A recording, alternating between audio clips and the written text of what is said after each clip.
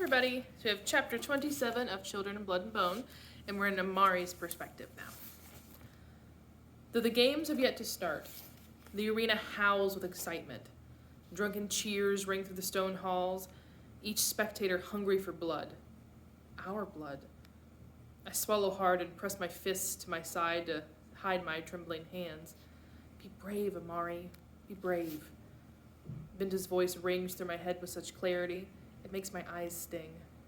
When she was alive, the sound of her voice fortified something inside of me. But tonight her words are drowned out by the arena's call for carnage. They'll love this.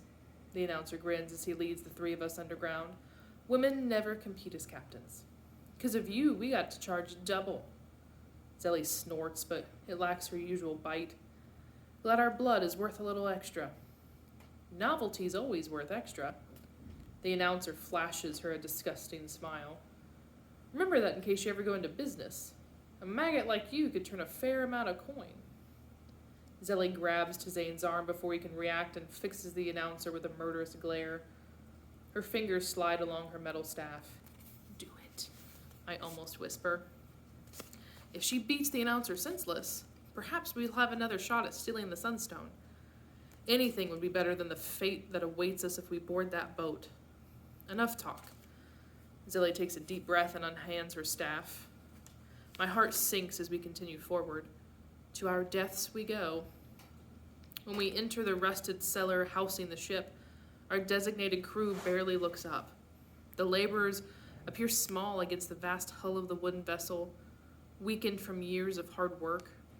Though most of them are diviners, the oldest appears to have only a year or two on Zane.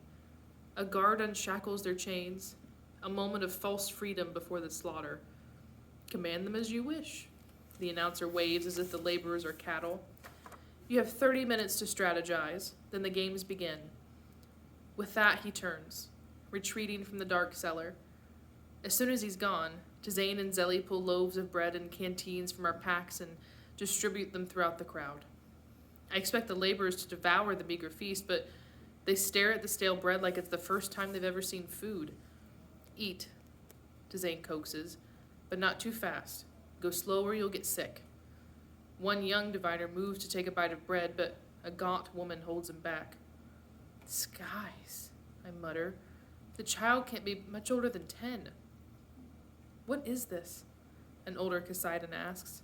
Your idea of a last meal? No one's going to die. Pause real quick. Okay, sorry, there's going to be some pausing in this one with all the announcements. Tizane assures them, follow my lead and you'll leave with your lives and the gold. If Tizane feels even half the terror I do, he doesn't show it. He stands tall, commanding respect, confidence laced through his voice and gait. Watching him, it's almost possible to believe he'll be all right. Almost. You can't fool us with bread. A woman with a grisly scar running across her eye speaks up. Even if we win, you'll kill us and keep the gold.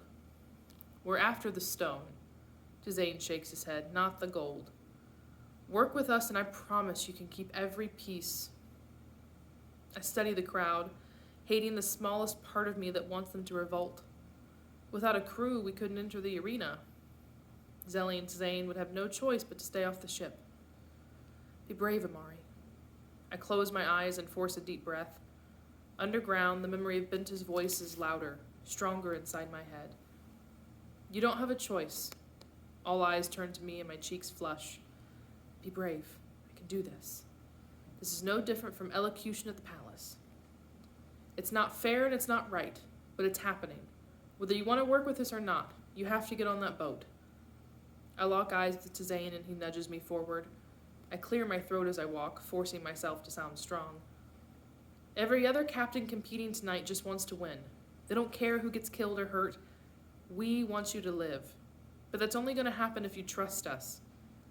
The crew looks around the cellar before turning to the strongest among them. A diviner almost as tall as Zane. A tapestry of scar ripples across his back and he walks over and meets Tizane's eyes. The air seems to hold its breath as we wait for his decision. My legs nearly collapse when he holds out his hand. What do you need us to do? Okay, so we just finished chapter 27, pretty short chapter. Do your brief summary of this one, and keep in mind, Amari kind of did a little change here. So what has sparked this change in Amari?